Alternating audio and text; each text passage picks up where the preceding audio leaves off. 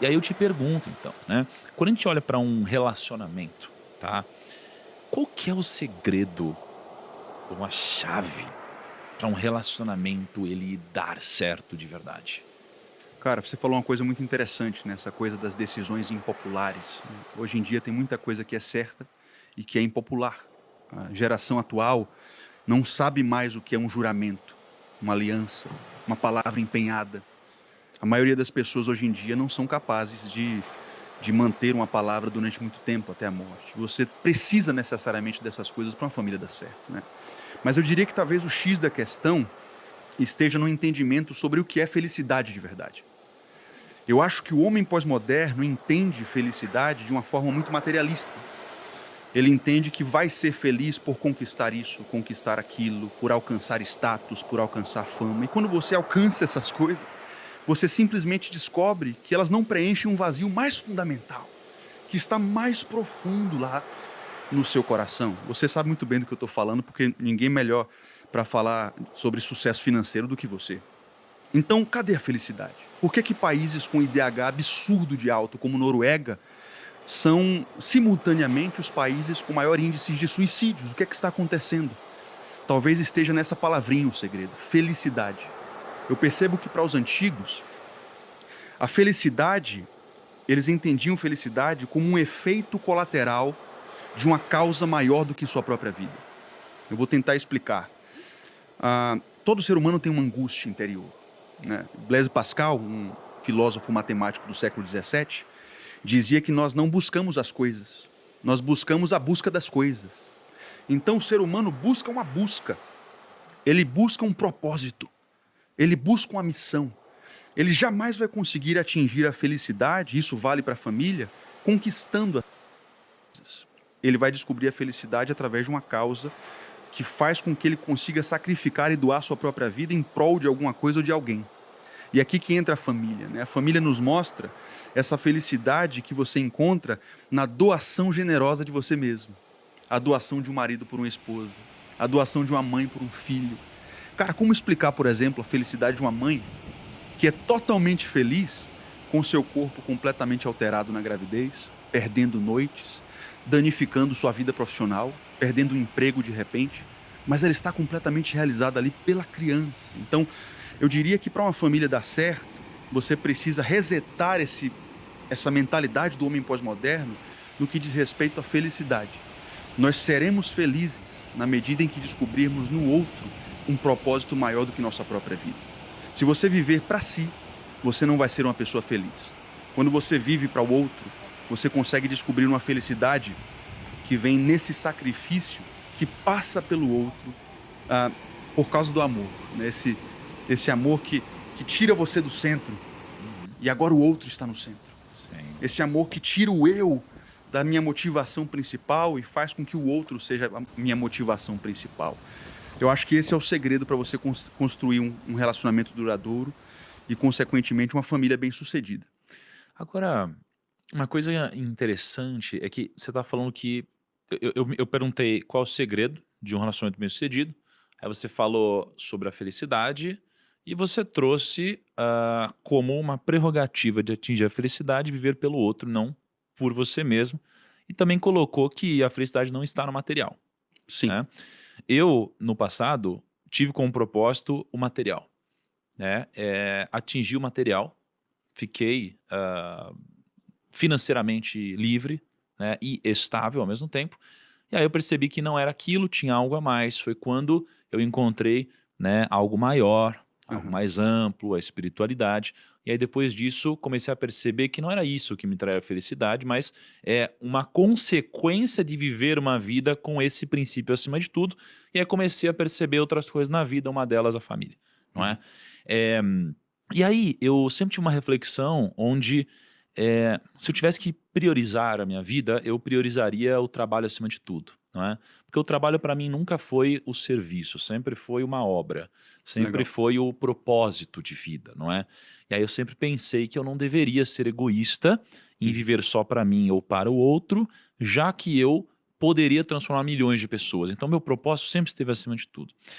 Só que Eu comecei a refletir e eu pensei o seguinte: como que pode alguém priorizar Deus acima de tudo se essa pessoa não conhece Deus?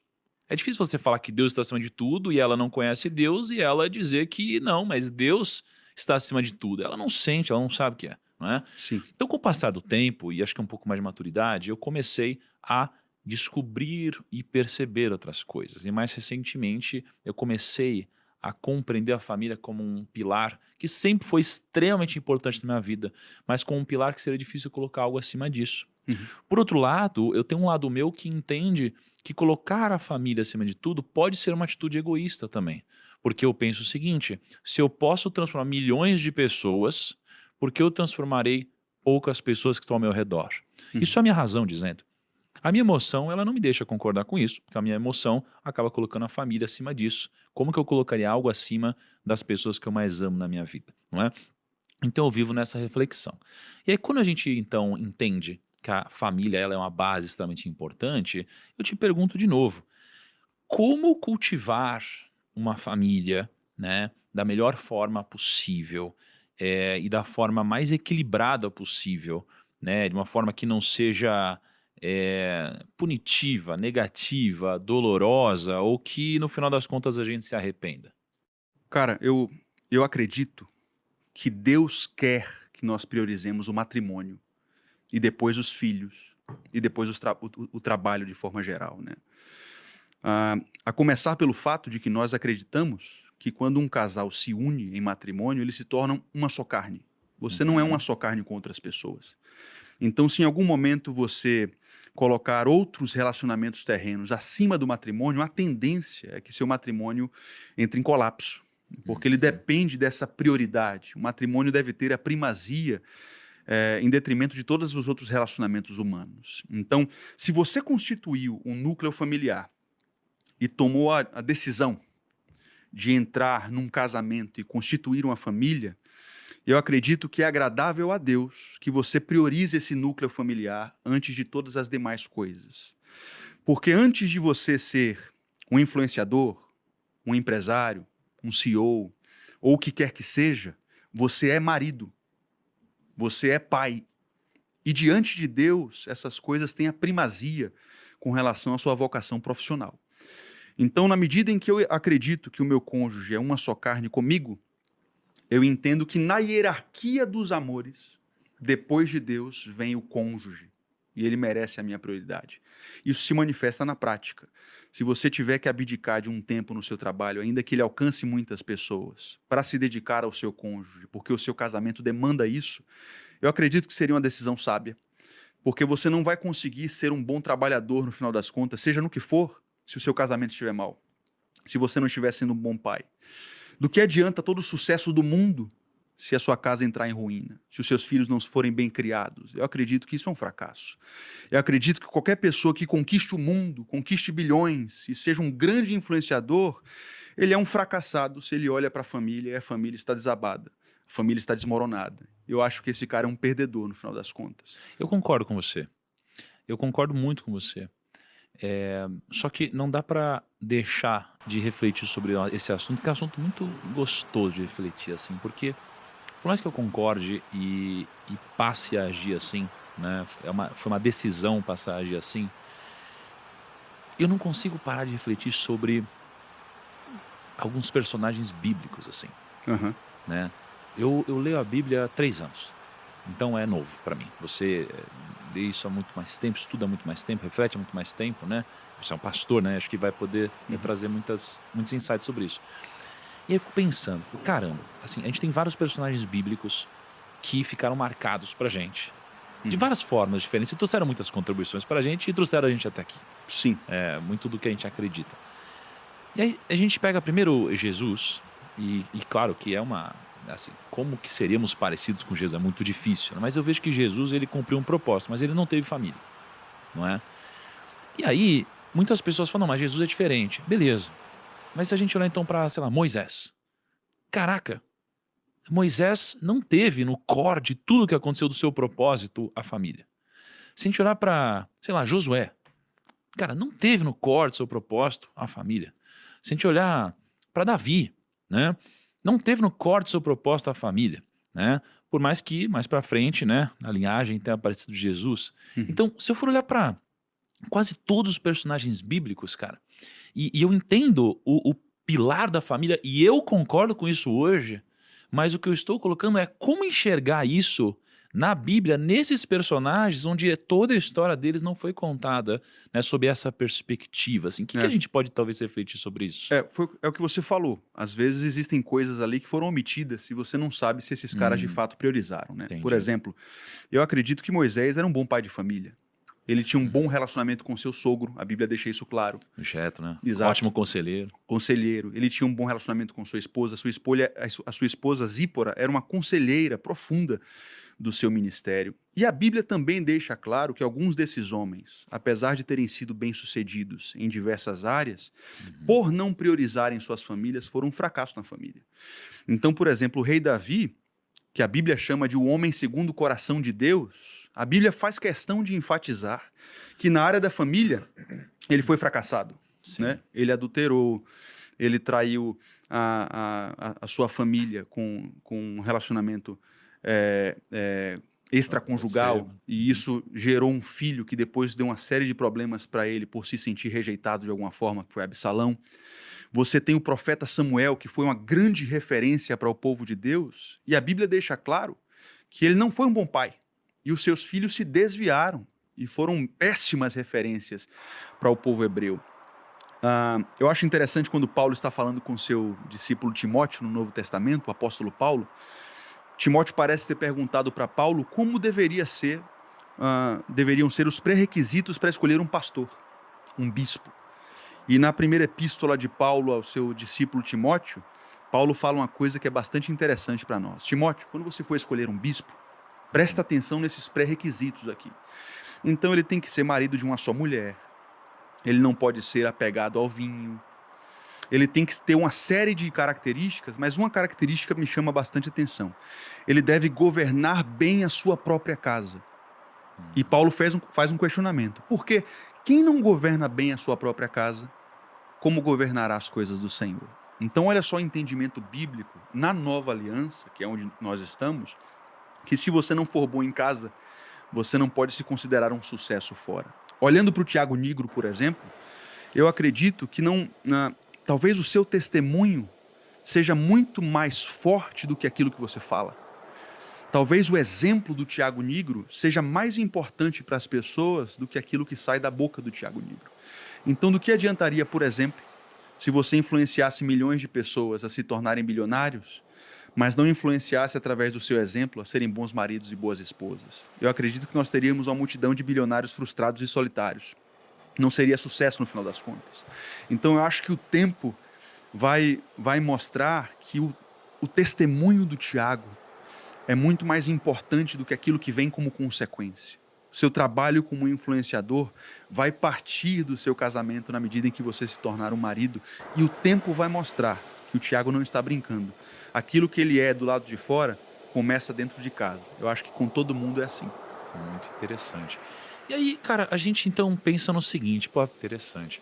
E aí, cara, a gente então pensa no seguinte, pô, a família é um pilar central, né? E eu acho muito interessante essa lógica de ser uma só carne, porque não dá pra você priorizar algo além das, né? É uma só carne.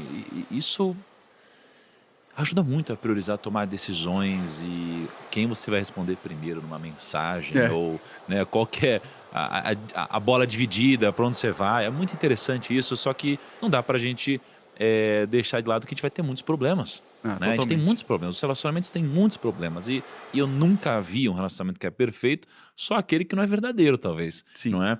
Onde as pessoas não expõem de fato, né, o os seus problemas, enfim, e O até Instagram o existem Instagram, muitos né. relacionamentos perfeitos que a gente sabe que Sim, não são, né? perfeito, exatamente. E aí, cara, eu te pergunto, assim, quais são os principais, desafios e problemas que você geralmente vê no relacionamentos? Cara, isso que me move, na verdade. Hoje a minha missão é ajudar famílias a serem restauradas. Eu vim de uma família muito sólida, muito estruturada. Minha Uhum, esposa também. Então, talvez essa dor das outras pessoas tenha sido aquilo que me chamou para minha missão hoje. Eu vim de uma família sólida, meus pais vão fazer 37 anos de casados. Eles são a grande referência para mim de um relacionamento saudável. Minha esposa também. Quando a gente se conheceu, eu tinha 14, ela tinha 13. Me lembro como se fosse hoje, em dezembro de 2004, ela entrando assim nas portas da igreja. Eu estava tocando contrabaixo no púlpito, eu vi aquela morena entrar dentro do auditório.